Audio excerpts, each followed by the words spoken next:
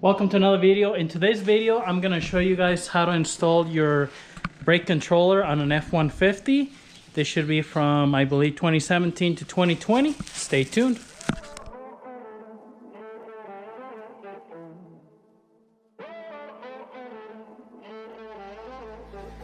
Music bed.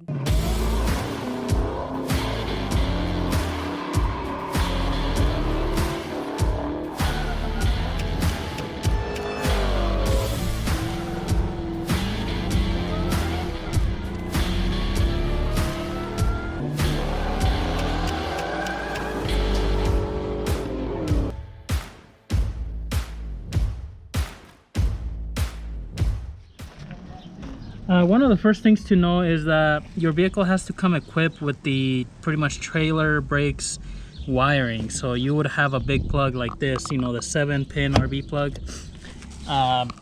And that kind of tells you that your vehicle has trailer brake capabilities. Now, that would be if your vehicle didn't come with this controller already in the dash.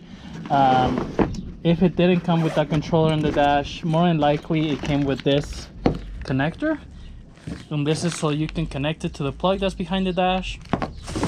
Pretty much instead, you know, where it would be plugged into this. And you can buy an aftermarket, you know, like the trailer controllers that they sell like AutoZone or any of those places. So you can use this, and that, you know, that would get your trailer brakes working with an aftermarket controller. One thing to know is those are about, you know, for an okay one, they're about $80 or so. This one here is from Amazon, and so it came with this controller, which is the one that goes under here. My vehicle just has the little cubby there, and then it came with the connector that you're gonna connect to your laptop, because you do have to activate the controller on the control module, I guess trailer brake module. And then it came with some instructions. I'm gonna put right after this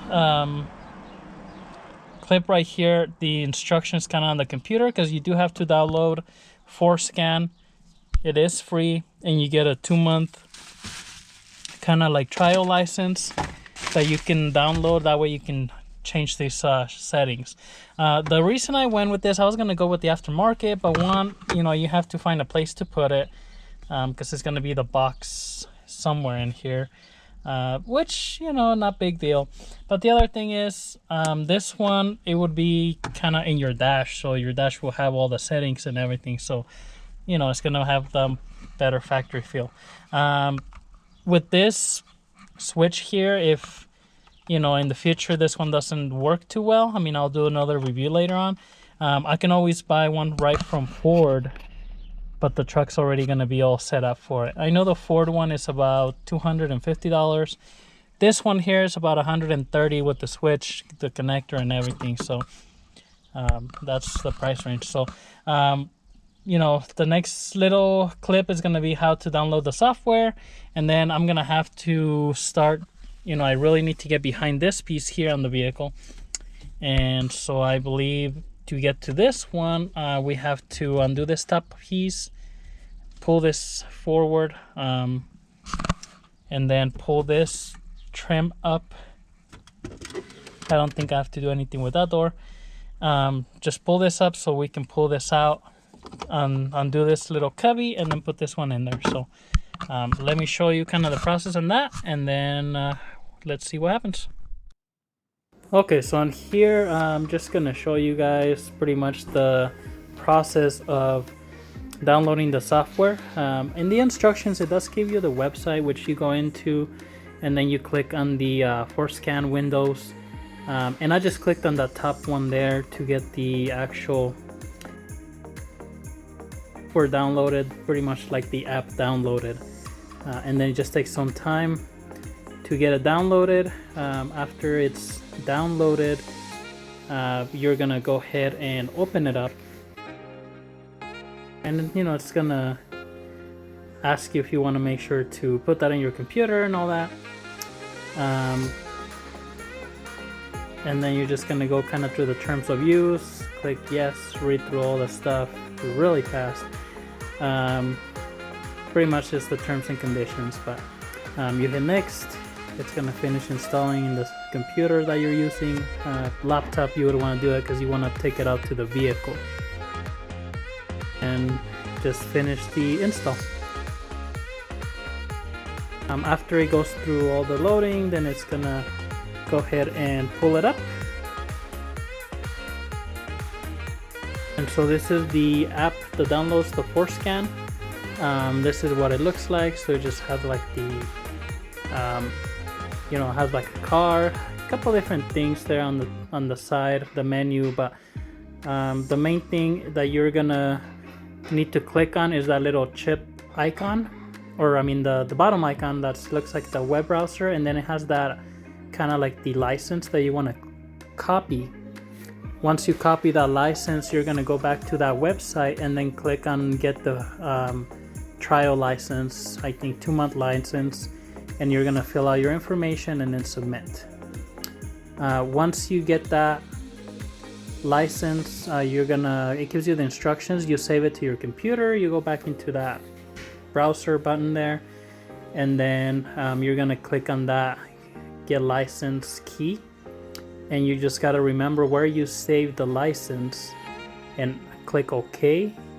Once you open up the license, then it's gonna give you the trial for 2 months where you're able to do all your programming and everything at no charge. After the 2 months, then you would have to buy the license. So but start with doing this because this is just a little bit of time consuming.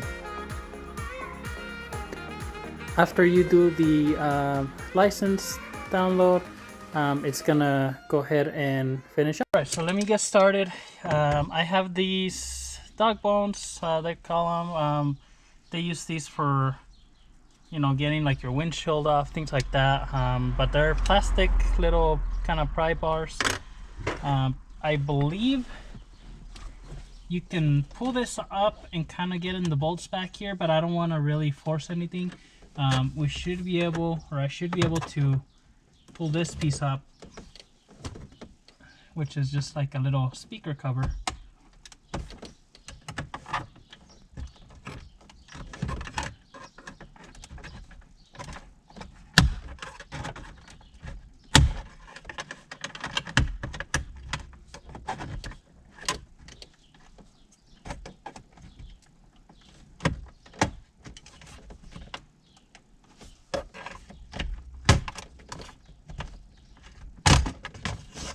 So just be careful with all these. Do the front here. You can pull these front clips. Once you pull it up, instead of bending it on the back, you can kind of put this backwards and just force the back ones a little bit. So this one just comes off, just a little cover there. And then there's the bolts back here, which these are 7mm.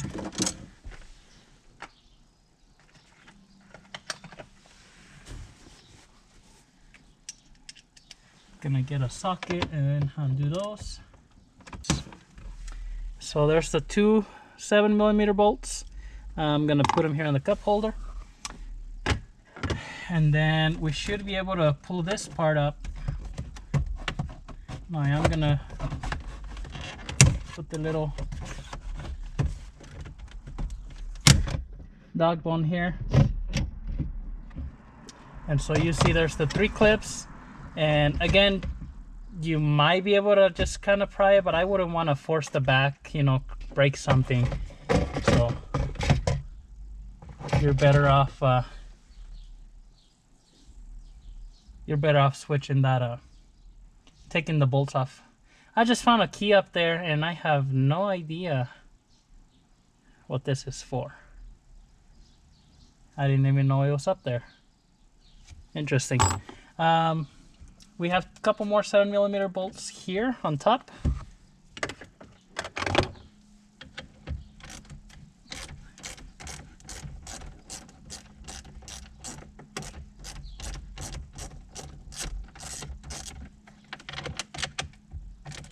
And these are about the same length as the ones up there, or actually they probably are the same length. So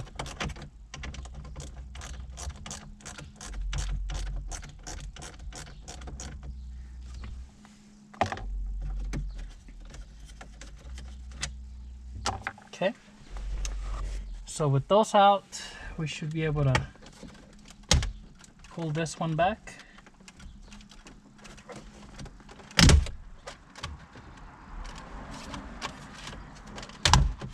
And same thing with this one, it just has the little clips on the back, little orange clips. I'll show you guys here. Just this little plastic clip. So just be careful as you're pulling. I mean, you know, you have to pull, I'm not gonna say like hard, but you do have to, you know, kind of pull, I guess, steady. I don't know, just that way it comes out. So now it looks like I am gonna take these, there's another 2 7mm bolts off to take just this little plastic piece off, because the bottom is on top of this piece here, so we want to make sure this comes out.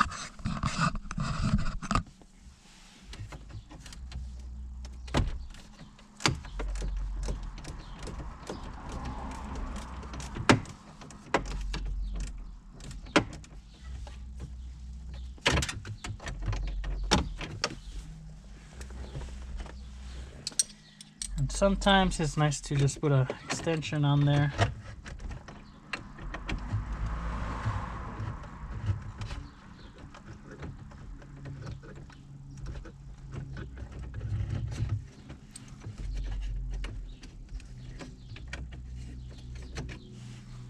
Same size bolts as the other ones. And so I'm gonna move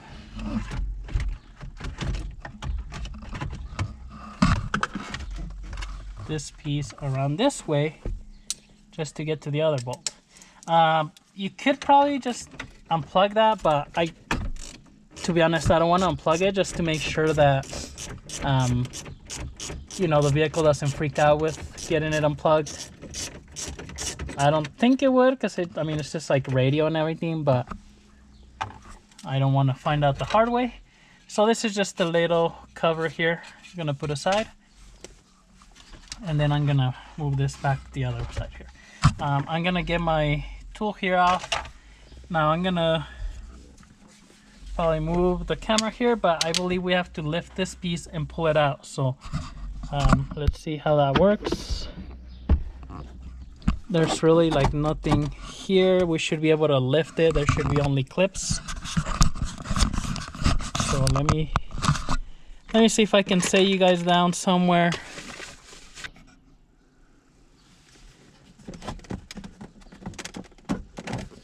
And I'm gonna get my little dog bone here.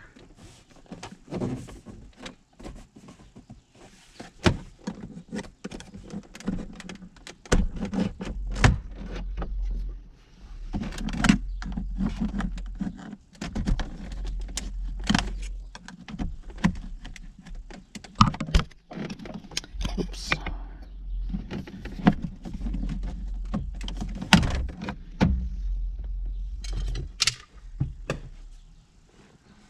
So it looks like it is coming off.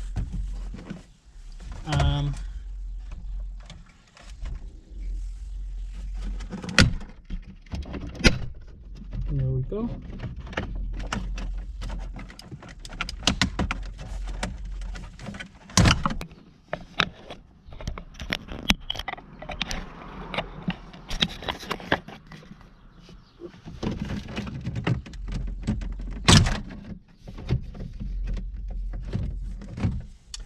Okay, so lift this up and then pull backwards because there's 2 clips right here on the front that clip in forwards, and so you want to get those to unclip.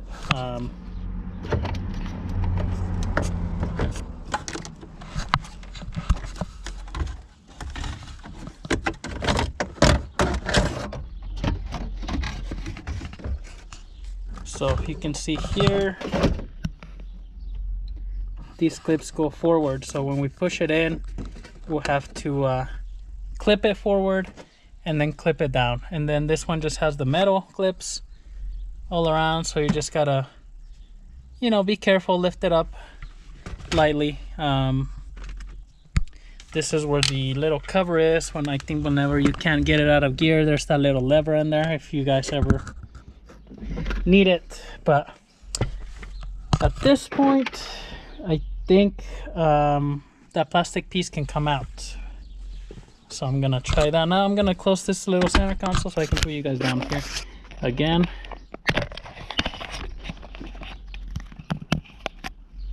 There we go. And then I believe now we can kind of just pull on this.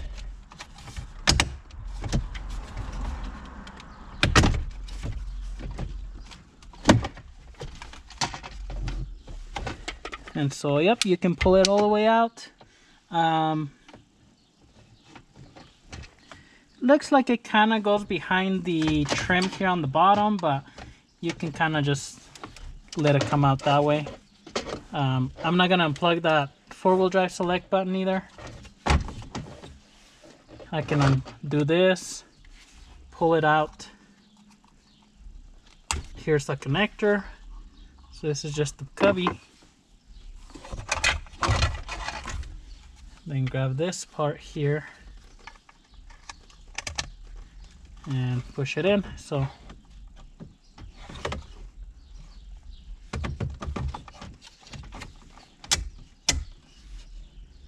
that's where it goes. So then to put it back on, kind of reverse of what we did. This plastic piece, the clips kind of go down there at the bottom. So just keep that in mind.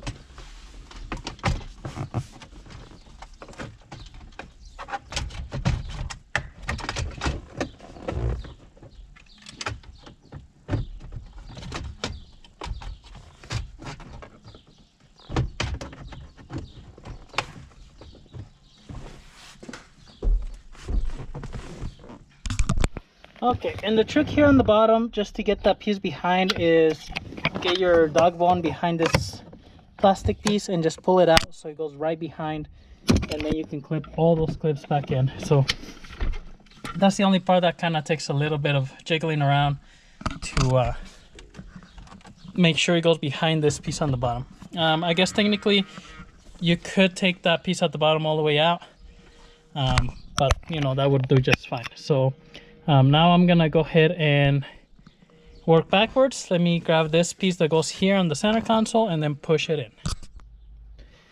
Okay, so to put this back on there, we're just gonna, you know, line it up.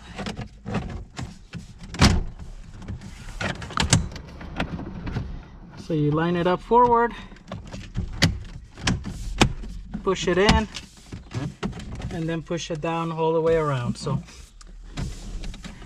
again, just be very careful to line up all the tabs. You know, make sure nothing is kind of in the wrong spot, and just line them back down. So after this, I'm gonna put this little cover back on here that we took off from the bottom, and this one just sat on there like so. You guys might not be able to see too well, but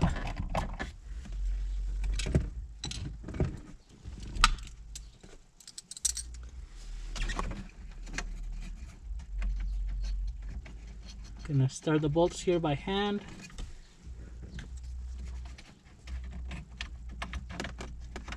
Make sure they're threading good.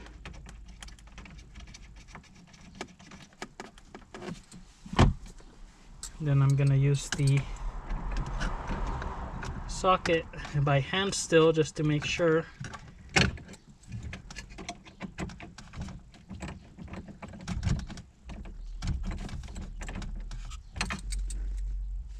Everything's threading well, and then I'm just gonna tighten it back up. So remember, these are just kind of like little covers, so they don't have to be super tight.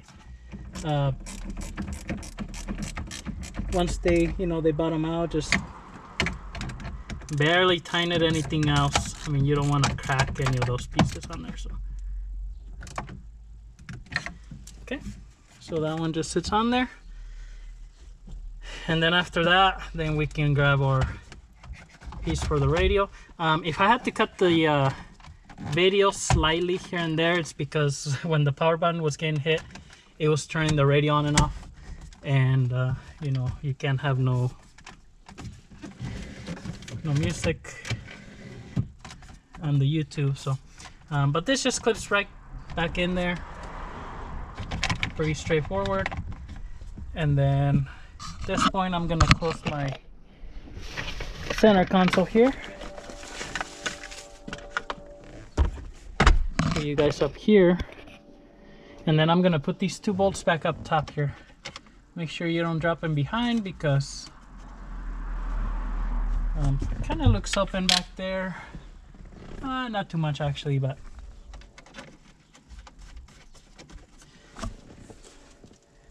and then once again, just tighten them up. Don't have to be super tight, just little snug once you get to the bottom.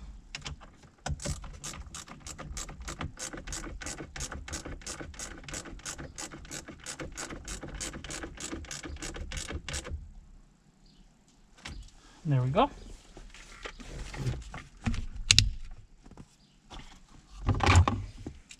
Okay, after that, get our piece here, and same thing, just line up the little tabs on the front. Make sure they clip in. There's no clips on the back, so you just make sure it's flat, and then get your screws in there.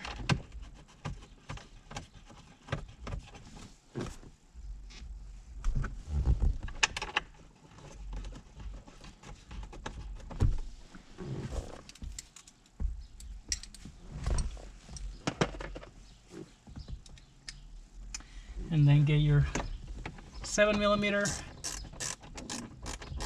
and tighten them up. Same thing, they don't have to be super tight, don't break it.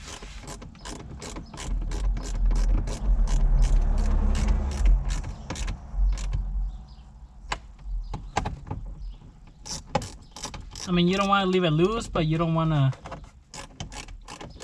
break it, so you know, just snug. You probably don't want to use like one of those power tools or anything on these, because they just thread into plastic. So okay, and we'll just put this one back in there,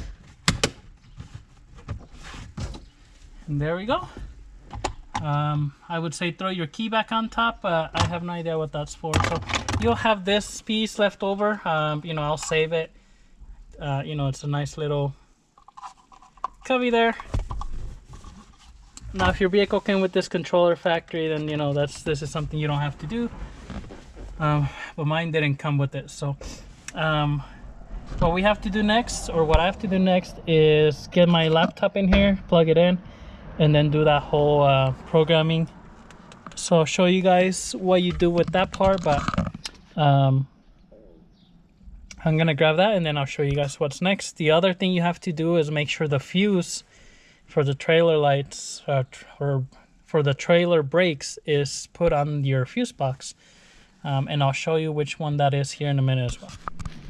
All right, so on here you see the kind of the guide here. I'm gonna flip it upside down. So 24 is the trailer brake, tells you right there, trailer brake control module. So 24 is gonna be, you know, 25 is kind of sideways, 24 is right underneath. So this is 25, this is 24, which is this 30 there. So it does have the fuse on there already. I think it's because, like I mentioned before, this truck did come with the RV plug. So if you do an aftermarket, that plug that I show you, instead of connecting that controller I bought, I plug that plug in. This will supply power to that, and then I can just use that aftermarket piece, which the aftermarket controller kind of does the legwork of the trailer brake control module. So anyways, but if you're missing this fuse, this is the one you need, which is that 31 right here, this pink one. The fuse box on these is a little bit different. So you have the box here, and then this other piece that kind of clips on to the box. So when you're taking it off, just, you know, remember you have to kind of pull this piece out and then pull this piece. All right, so once you connect the cable here to your OBD2, make sure the switch is down to the HS. It does tell you here on the screen to make sure the ignition is on and the switch is in HS CAN position. So I'm gonna hit OK. Then that should connect to the vehicle here. Okay, so once it scans, you're gonna click this little chip icon, and then you're gonna look for IPC module configuration and push the play button there on the bottom, and it's gonna load it up, and then it's gonna show kind of up here on top. And then from there, we're gonna look for trailer brake control module, which is there, and it says disabled. So double click it, and we're gonna click enable. Push OK. Trailer brake controller gain setting, we're gonna enable. And then trailer brake module, we're gonna enable.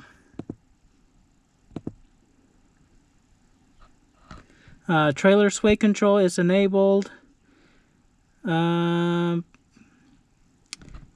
Pretty much that's it.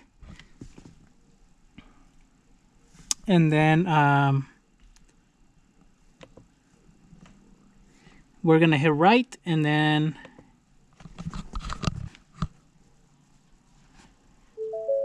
it's gonna say program successful, push cycle initial off and then back on. So we're gonna put off.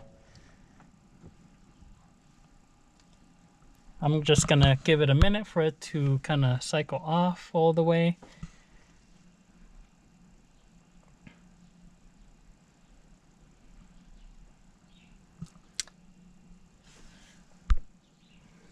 And then I'm gonna turn it back on. And then I'm just gonna hit OK. And that should be it.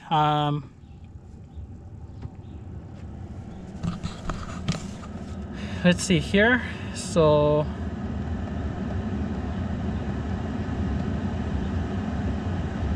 yeah, so on the trailer mode now, towing status, trailer information, trailer setup, connection checklist.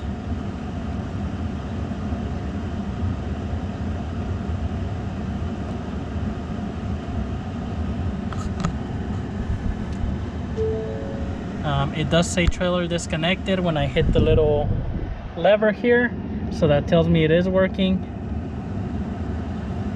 It gives you the gain now on there on the screen, and then I can change the gain. It says no trailer, but I can change all those options. So pretty much the vehicle knows, you know, that it has this section on it. So that's pretty much it. I believe at this point we can pretty much just shut the vehicle off and unplug this. I'm gonna go ahead and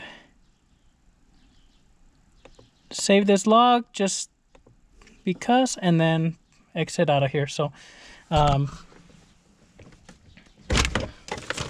pretty interesting. I will say though, these instructions are really not, you know, it has some information on how to set the gain and all that, but as far as telling you how to work the program, it's not so easy to kind of use. So but it's cool that it came with everything, and so you guys can kind of, you know, you can watch this video and kind of know what to do to get a program.